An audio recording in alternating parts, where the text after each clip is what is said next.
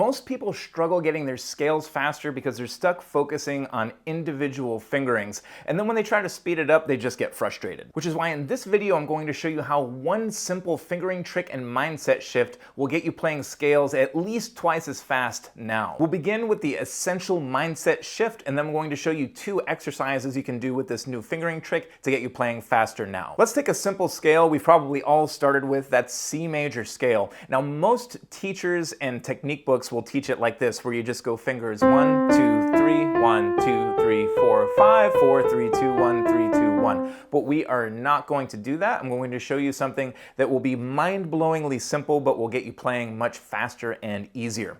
Rather than thinking about every individual finger, we're going to think about finger groups. So whenever I talk about a finger group, that means the number of fingers that you play before your thumb goes under or a finger goes over. So in the case of C major scale, 1 octave in the right hand, instead of all these individual fingers, we're just going to think group of 3, thumb goes under, and then group of 5. And then we just follow that back. Group of 5, 3 hops over for a group of 3. So we've taken 8 different micro things and just turned it into 2 things to remember. And then if you wanted to do more than 1 octave, you'd do the same trick. In this case, we'd alternate finger groups 3, 4, 3, 4 until we're ready to stop, and then we end with a 5. So in this case, it would be group of 3, group of 4, group of 3, group of 5 if I want to do 2 octaves, and then I follow that back. 5, 3, 4, 3.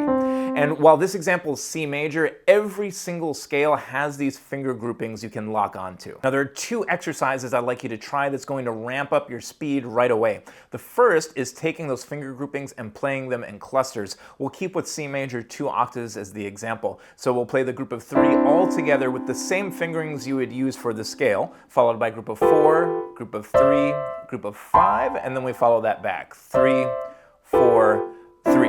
And just do that as many times as you need to until that is pretty much automatic and we're building those finger groupings into our muscle memory. Then the next step after that is to lock on to where your thumb's going to play, hold that note, and then blow through to the beginning of the next finger group as fast as you can. I'll show you what I mean. So we start with our group of 3, I'll play that first note, and then very quickly go to the next thumb. You see that? So I took my group of 3 and I whisked through it right away to get to the beginning of my group of 4. And then I'm going to go really fast to the next one. This is group of 4 to here, and then group of 3, group of 5. And then I'll follow that back. So again, we're kind of locking onto those thumb landmarks and then blowing through them as quickly as we can. And even if you can't do it quite as fast as I demonstrated, you should find that you're able to do it much faster than you were able to do the normal scale to begin with, which is why you're here watching this video. I'll show you that one more time.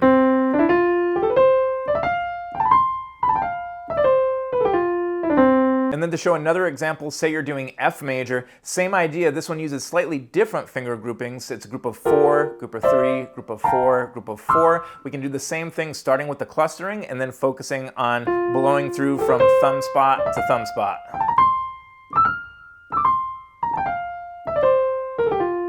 And if you find you're having trouble doing this without tension, you might want to check out this video here. This is where we go through 4 very common technique issues and how to fix them to get you playing freer, much more confidently, and totally relaxed. Thanks for watching, and I'll see you there.